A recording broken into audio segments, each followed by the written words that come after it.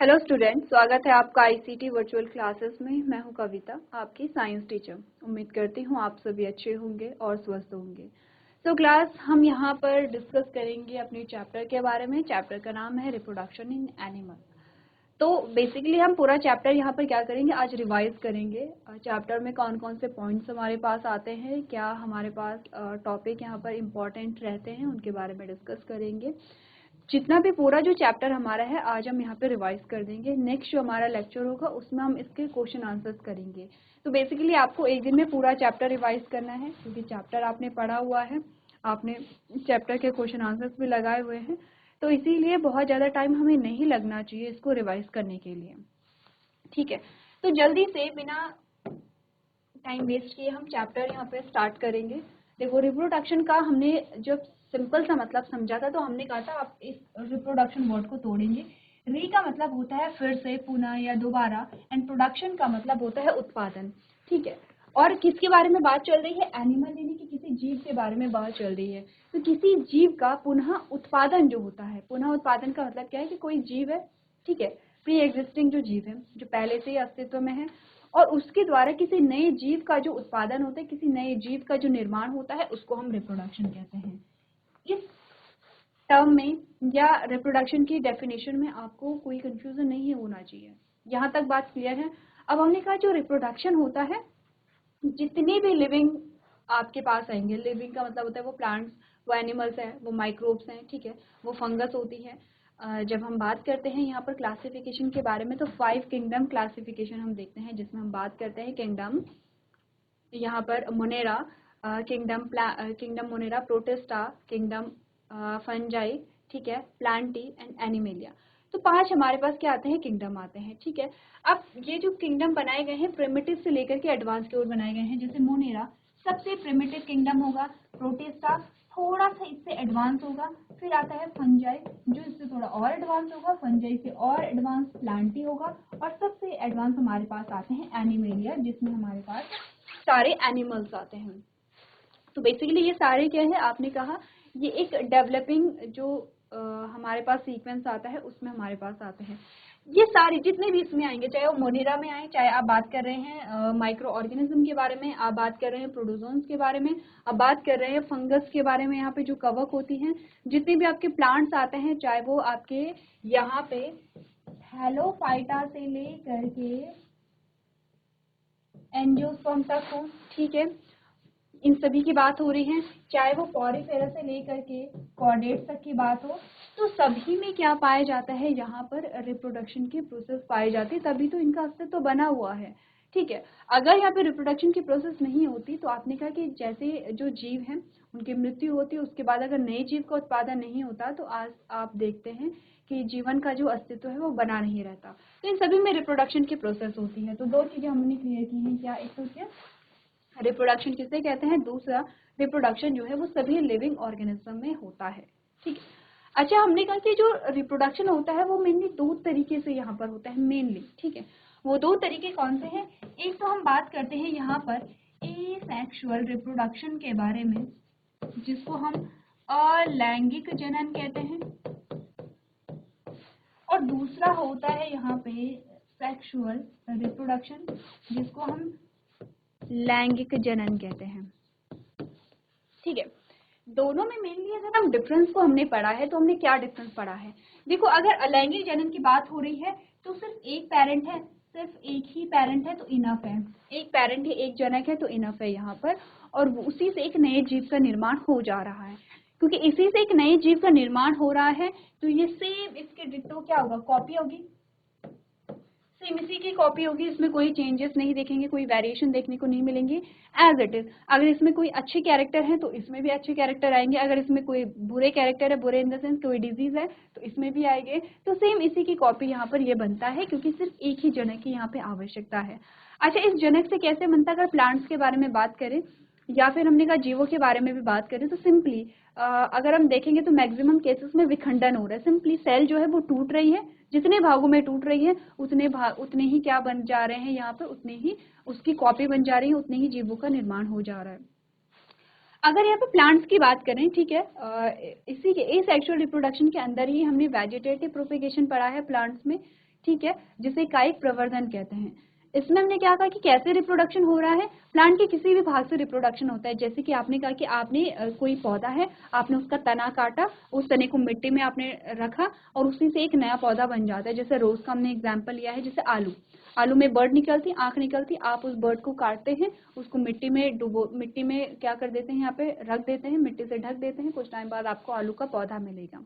ठीक है, जैसे आप गन्ना लगाते हैं, तो ऐसे ही आपने कहा जड़, तना और पत्ती, किसी भी भाग से क्या हो जा रहा है, पौधे का यहाँ पे निर्माण हो जा रहा है। जैसे पत्ती में भी हमने देखा था, पत्ती का एग्जाम्पल हमने देखा था, जड़ आप लगाते हैं पौधे का, आपने किसी पौधे को उखाड़ा और उसे कहीं दूसरी जगह में लगा दिया है, तो आपने कहा कि उस पौधे से ही आपने किसी एक जड़ को निकाला, उस जड़ को आपने लगाया और एक नया पौधा बन जाता है।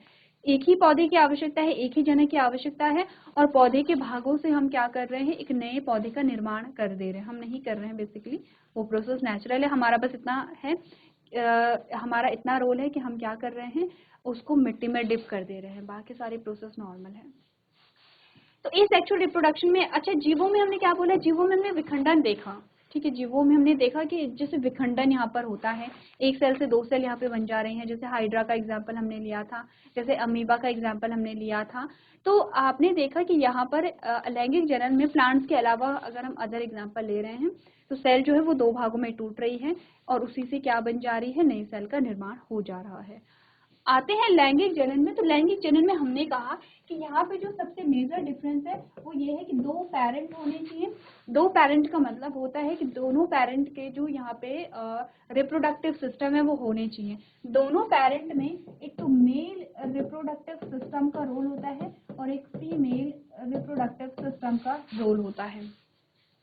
ठीक है, तो हमने कहा हमें मेल और फीमेल दो पेरेंट चाहिए होते हैं। ठीक है, और मेल और फीमेल पेरेंट क्यों चाहिए होते हैं, क्योंकि मेल में मेल रिप्रोडक्टिव सिस्टम होगा, फीमेल में फीमेल रिप्रोडक्टिव सिस्टम होगा, और मेल रिप्रोडक्टिव सिस्टम बनाएगा यहाँ पर मेल गैमीट को, एक सेल बनाएगा जिसका नाम मेल गैमीट है या नर युग्मक है, और फीमेल रिप्रोडक्टिव सिस्टम बनाएगा फीमेल गैमीट को जिसका नाम है मादा युग्मक। ठीक है, तो ये भी एक सेल होती है और ये भी एक सेल होती है। अब होगा क्या, ये दोनों सेल जो है आपस में फ्यूज हो जाएंगे, मिक्स हो जाएंगे, ठीक है, सनलाइट हो जाएंगे, और दोनों मिक्स होकर के एक सिंगल सेल बनाएंगे, यानी कि ये और ये मिल करके क्या बनाएंगे, एक सिंगल सेल बनाएंगे। ठीक है, ये सेम वैसा ही है जैसे दो आटे की गोलियां हमने ली हैं, आटा आपने गूथा और दो गोलियां आपने बनाई, दोनों गोलियों को आपने मिक्स करके अब एक ही गोली बना दी है। ठीक है, तो कुछ वैसा ही आप इमेजिन करेंगे कि मेल गैमेट और फीमेल गैमेट फ्यूज होकर के एक सिंगल सेल बनाती हैं, और उसी सेल से पूरे जीव का क्या होगा, निर्माण होगा। उसी सेल से, इन दोनों के संलयन से जो नई सेल बनेगी, उस सेल से ही एक पूरे जीव का निर्माण होता है, और हमारा और आपका जो निर्माण है वो भी ऐसे ही हुआ है। ठीक है, तो लैंगिक और अलैंगिक जनन में बहुत सारे डिफरेंसेस होंगे। हमने ये जो डिफरेंस देखे थे ये लास्ट में देखे थे, तो लास्ट में हम पूरे डिफरेंस देखेंगे, अभी इन जनरल आप देखो। ठीक है, तो ये तो हो गया है। अच्छा, लैंगिक जनन तो इजी है, इंपॉर्टेंट होता है लैंगिक जनन, इंपॉर्टेंट होता है यहाँ पर सेक्सुअल रिप्रोडक्शन या लैंगिक जनन, जिसको हमने पढ़ा था कि ये 3 फेजेस में, 3 स्टेप में यहाँ पे कंप्लीट होता है, वो मस्ट है। पहला हमने बोला था प्री फर्टिलाइजेशन फेज, फिर हमने बोला था फर्टिलाइजेशन फेज, फिर हमने बोला था post fertilisation phase. Pre fertilisation phase में हम क्या पढ़ते हैं, अच्छा ये सेक्सुअल रिप्रोडक्शन की बात है, लैंगिक प्रजनन की बात है। प्री फर्टिलाइजेशन फेज में हम क्या पढ़ते हैं, यहाँ पे हम पढ़ते हैं यहाँ पर रिप्रोडक्टिव सिस्टम, मेल और फीमेल दोनों का। मेल का रिप्रोडक्टिव सिस्टम पढ़ेंगे और फीमेल का रिप्रोडक्टिव सिस्टम पढ़ेंगे। देन हम पढ़ते हैं यहाँ पर गैमीट को, गैमीट फॉर्मेशन को। ठीक है, यहाँ पर हम फीमेल गैमेट फॉर्मेशन को पढ़ेंगे और मेल गैमेट फॉर्मेशन को पढ़ेंगे। देन हम बात करेंगे यहाँ पर गैमेट ट्रांसफर को। ठीक है, अब यहाँ पे गैमेट, कौन सा गैमेट ट्रांसफर होगा, यहाँ पे मेल गैमेट जो है वो ट्रांसफर होगा। ठीक है, प्री फर्टिलाइजेशन फेज में हम यहाँ पे इतना पढ़ेंगे। फर्टिलाइजेशन फेज में हम बात करेंगे फ्यूजन के बारे में, जिसमें male gamete plus female gamete का फ्यूजन यहाँ पर होता है और जाइगोट बनेगा। ये एक शॉर्ट में है, चैप्टर जब हमने पढ़ा होगा डिटेल में पढ़ा है, अभी हम क्या कर रहे हैं यहाँ पे रिवाइज कर रहे हैं, ठीक है। अच्छा, पोस्ट फर्टिलाइजेशन फेज में हम क्या बात करते हैं, डेवलपमेंट ऑफ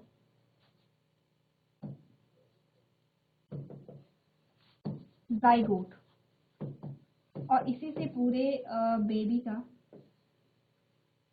यहाँ पे क्या बनेगा, पूरे बेबी का फॉर्मेशन होता है, ठीक है, पूरे बेबी का फॉर्मेशन होगा। तो ये है यहाँ पे। अच्छा, स्टेप को समझो, ठीक है, 3 स्टेप हैं। चलो अब स्टार्ट करते हैं यहाँ पर अपना revision.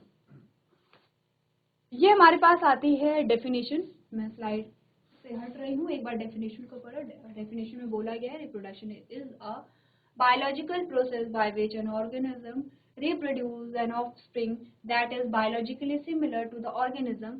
Reproduction enables and ensures the continuity of species generation after generation. It is the main feature of life on earth. यानी कि प्रजनन एक जैविक प्रक्रिया है। जैविक प्रक्रिया का मतलब है कि वो प्रक्रिया जो जीवों में होती है, जो किसी जीव में होगी, ठीक है, जिसके द्वारा एक जीव जो है, आपने क्या बोला, प्रजनन एक जैविक प्रक्रिया है जिसके द्वारा एक जीव एक संतान को पुनः उत्पन्न करता है जो जैविक रूप से उसी जीव के समान होती है। जैसे कि हमने कहा कि हमारा जो स्ट्रक्चर है, हमारी जो संरचना है, हम में जो पार्ट्स हैं, हम में जो बोन नंबर ऑफ बोन्स है, हम में जो ब्लड ग्रुप है, वो सेम वैसा ही है जैसे हमारे पेरेंट्स में होता है, या जैसे कि जो ह्यूमंस होते हैं, जो मनुष्य है उसमें होता है, वैसे हमारा स्ट्रक्चर है, ठीक है। तो वही चीज बोली गई है कि जो जीव उत्पन्न करता है नए जीव को, नया जीव उसी जीव के समान होता है, यानी कि अपने जनक के समान होगा। जैसे गाय का बछड़ा गाय के जैसे ही दिखता है, जो मनुष्य के जो संतान होगी वो मनुष्य के जैसे दिखती है, किसी बर्ड्स की जो यहाँ पे संतान होंगी वो बर्ड्स के जैसे ही दिखेंगी। नेक्स्ट है, प्रजनन पीढ़ी दर पीढ़ी प्रजातियों की निरंतरता को सक्षम और सुनिश्चित करता है। यह पृथ्वी पर जीवन की मुख्य विशेषता है। तो जल्दी से डेफिनेशन को आपको क्या करना है, यहाँ पे रीड करना है। देखो, नोट नहीं करना है, आपने नोट्स बनाए होंगे तो नोट करने की जरूरत नहीं है, बस समझना है चीजों को, रिवाइज करना है चीजों को। तो एक बार आप लोग इस डेफिनेशन को रीड करेंगे।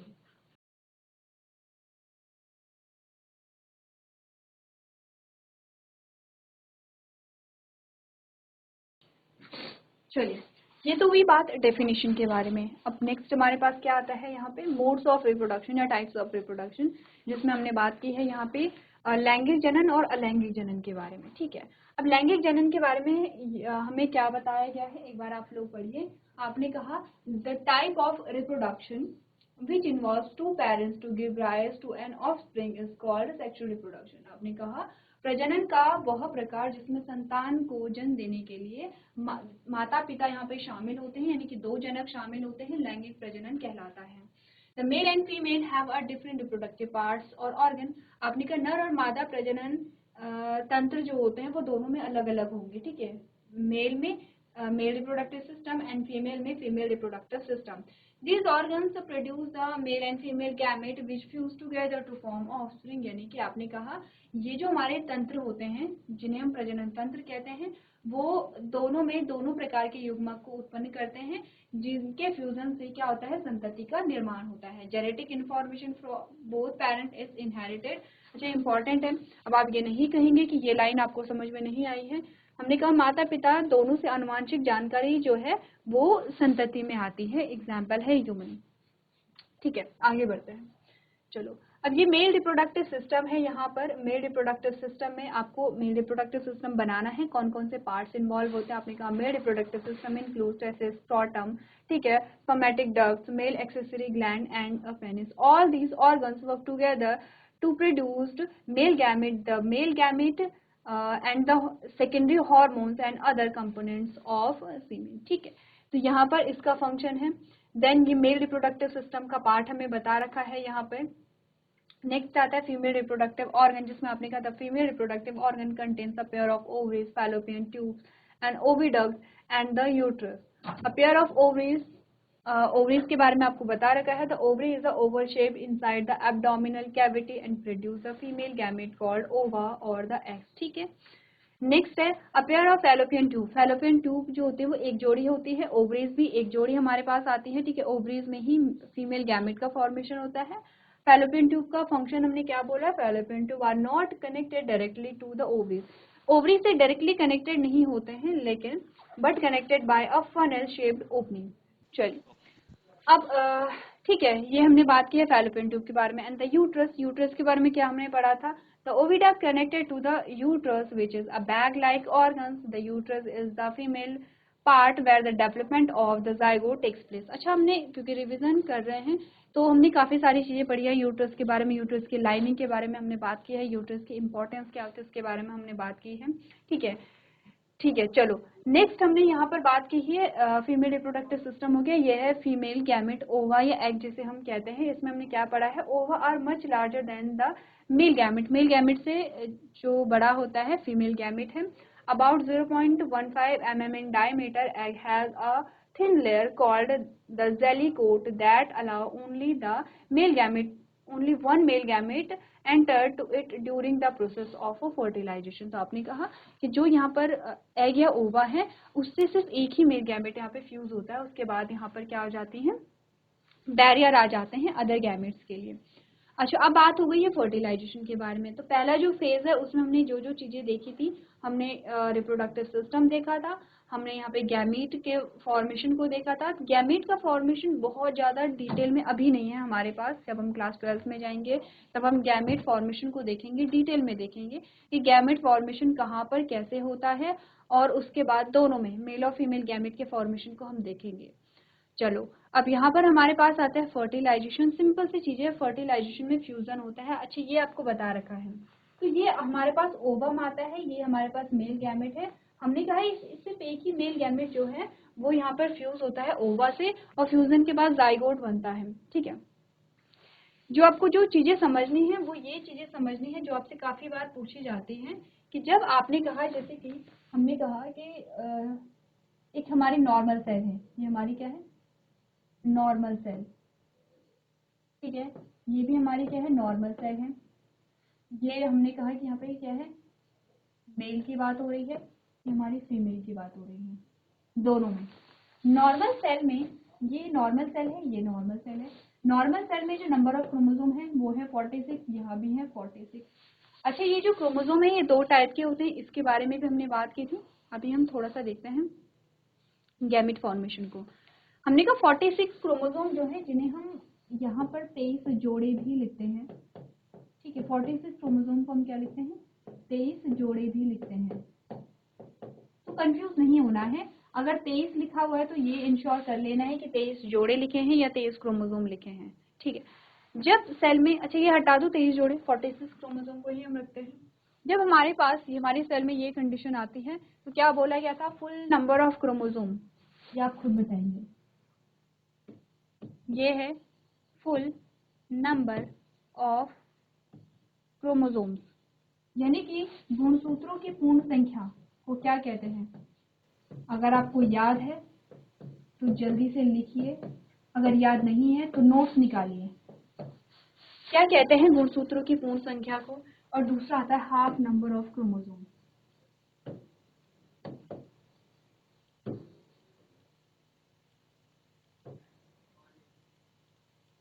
या गुणसूत्रों की आधी संख्या।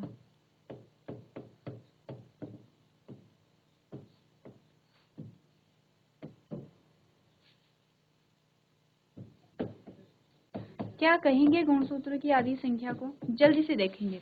अगर आपको नहीं पता है, अगर आपको याद नहीं है तो एक बार नोट्स निकालेंगे, और नोट्स में आप देखेंगे यहाँ पर कि क्या बोला गया है कि जब गुणसूत्रों की पूरी संख्या होती है, जब हमारी सेल में 46 क्रोमोसोम होते हैं तो हम उस सेल को क्या बोलेंगे?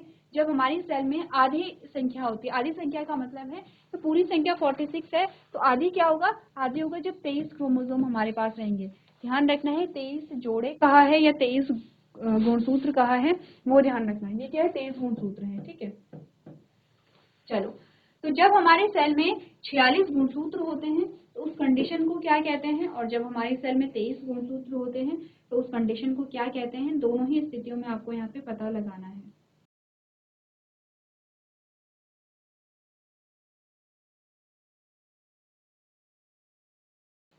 तो देखो, जब फुल नंबर ऑफ क्रोमोसोम की बात हुई थी तो क्या हमने इसको डिप्लॉयड कहा था?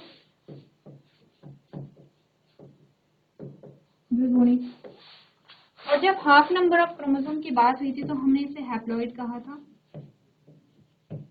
देखो फर्टिलाइजेशन में ये चीजें ध्यान रखनी है, हैप्लॉइड और डिप्लॉइड का जो कॉन्सेप्ट है वो ध्यान रखना है। हमने कहा नॉर्मल सेल जो होती है वो हमारी डिप्लॉइड होती है सारी सेल्स एक्सेप्ट जब गैमीट सेल की बात होती है तो गैमीट सेल कैसी होंगी, हैप्लॉइड होंगी। ठीक है, अब ये चीजें हमने क्यों यहाँ पर लिखी हैं, देखो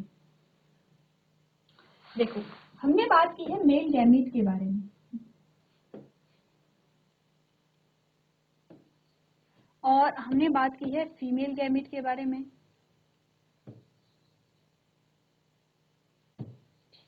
मेल गैमीट में भी कितने थे, 23 गुणसूत्र थे। ठीक है, ये गुणसूत्र मैं पूरे नहीं लिख रही हूँ।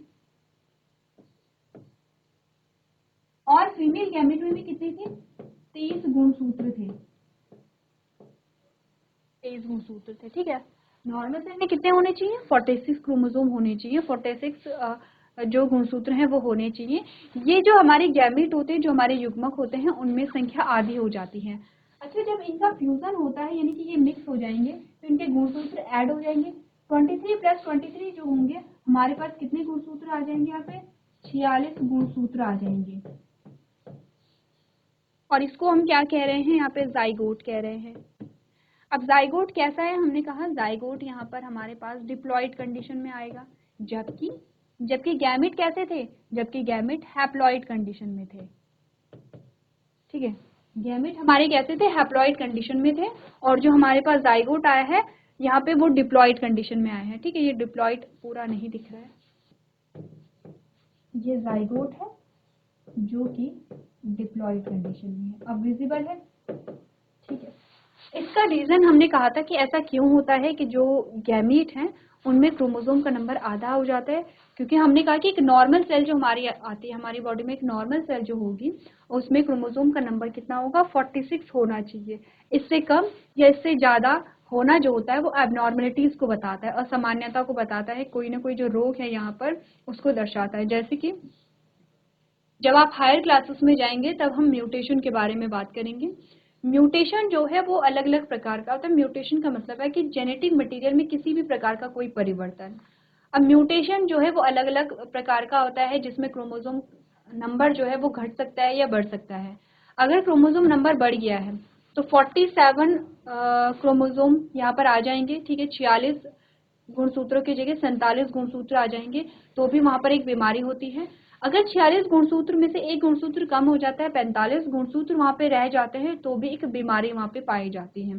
तो हमने कहा कि नॉर्मल सेल में कितने होने चाहिए, 46 क्रोमोसोम होने चाहिए, इससे ज्यादा से कम नहीं होने चाहिए। ठीक है, अगर गैमीट में क्रोमोसोम नंबर हाफ नहीं होता तो आपने कहा 46 क्रोमोसोम यहाँ पर होते और 46 क्रोमोसोम यहाँ पर होते। जब ये फ्यूज होते तो आपने कहा 46 गुणसूत्रों की जगह यहाँ पर कितने होते हैं, उसके दोगुने गुणसूत्र यहाँ पर होते हैं, यानी कि यहाँ पर गुणसूत्रों की संख्या जो है वो काफी ज्यादा हो जाती है।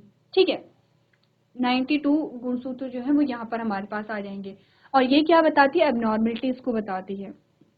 इनकेस अगर ऐसा होगा कि हमारे जो यहाँ पे गैमीट्स हैं उनमें क्रोमोसोम का नंबर हाफ नहीं हुआ, तो आपने कहा कि यहाँ पर जो जाइगोट है वो डेवलप ही नहीं हो पाएगा, क्योंकि एबनॉर्मल कंडीशन यहाँ पर आ जाती है। ठीक है, अब जब भी आपसे पूछा जाए कि क्यों यहाँ पे क्रोमोसोम का नंबर हाफ होता है, तो अब आपको समझ में आ गया है।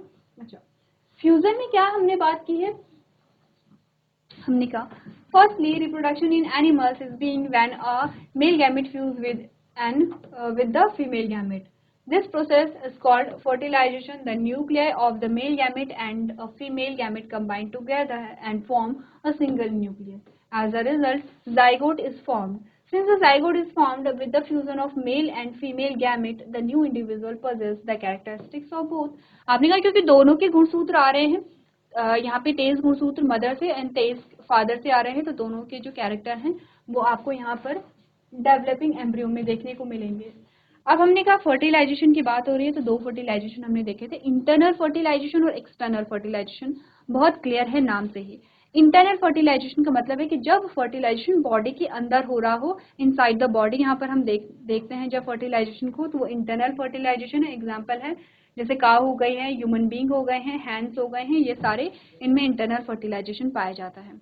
जो फर्टिलाइजेशन बॉडी के बाहर हो रहा हो, आउटर इन्वायरमेंट में हो रहा हो, स्पेशली पानी में जब होता है तो इसको हम एक्सटर्नल फर्टिलाइजेशन कहेंगे।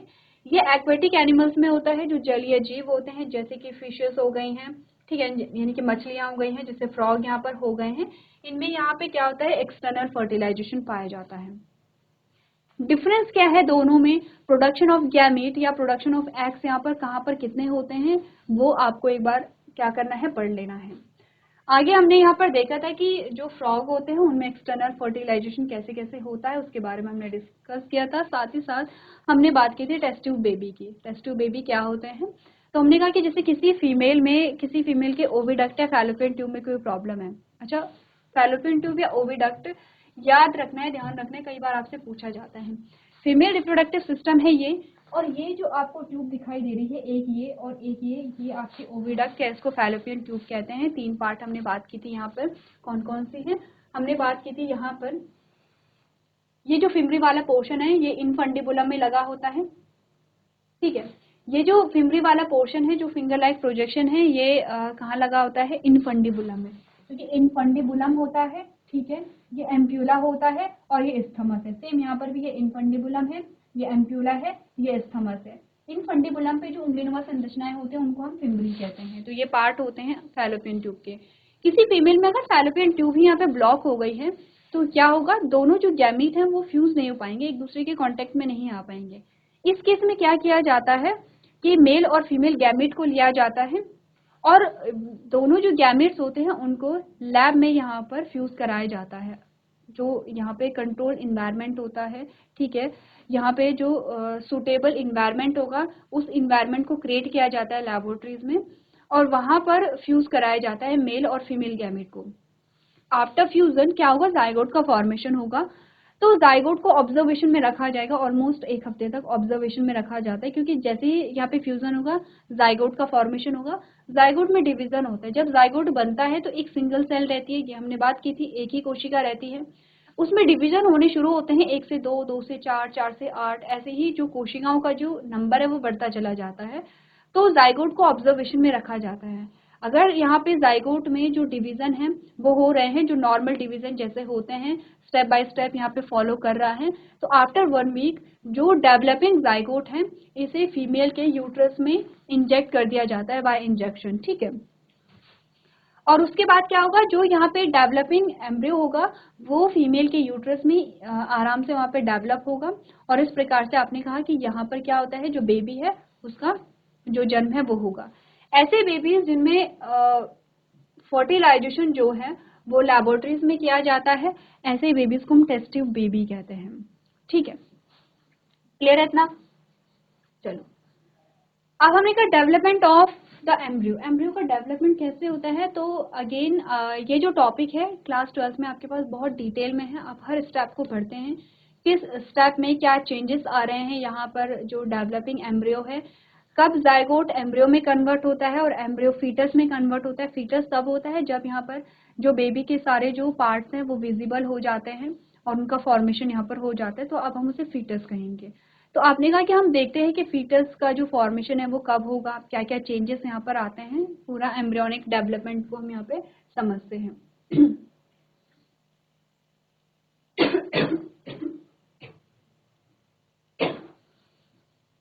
इसके अलावा डिफरेंस देखते हैं, जाइगोट और एम्ब्रियो में क्या डिफरेंस होता है, ठीक है। वीवी पैरस और ओवी पैरस में क्या डिफरेंस होता है यहाँ पर, ठीक है। मेटामॉर्फोसिस को हम यहाँ पर देखते हैं, व्हाट इज मेटामॉर्फोसिस। यहाँ पर एसेक्सुअल रिप्रोडक्शन आता है जिसमें यहाँ पे बर्डिंग की बात हो रही है, ठीक है। यहाँ पे फ्रेगमेंटेशन की बात हो रही है, यहाँ पर फ्रेगमेंटेशन एंड रीजनरेशन की बात यहाँ पे हो रही है। पार्थिनोजेनेसिस किसे कहते हैं, तो ये सारे टॉपिक्स आपके आते हैं इस चैप्टर से रिलेटेड, ठीक है। आपने यहाँ पर भी हमने जो चैप्टर है वो रिवाइज किया है, आपको घर से भी पूरा जो चैप्टर है वो रिवाइज करके लेकर के आना है। नेक्स्ट जो हमारा लेक्चर होगा उसमें हम क्वेश्चन आंसर डिस्कस करेंगे, और क्वेश्चन आंसर्स आपको यहाँ पे सॉल्व करने हैं, क्योंकि रिवीजन आपका सेकेंड टाइम चल रहा है। पहले आपने चैप्टर पढ़ा, फिर आपने क्वेश्चन आंसर्स किए, अब आपने पूरा चैप्टर रिवाइज किया है, सेकेंड टाइम आप क्वेश्चन आंसर्स यहाँ पर करेंगे। तो कोशिश करेंगे कि क्वेश्चन आंसर्स आप खुद यहाँ पर क्या करेंगे, सॉल्व करेंगे। क्लियर है इतनी बात यहाँ पे?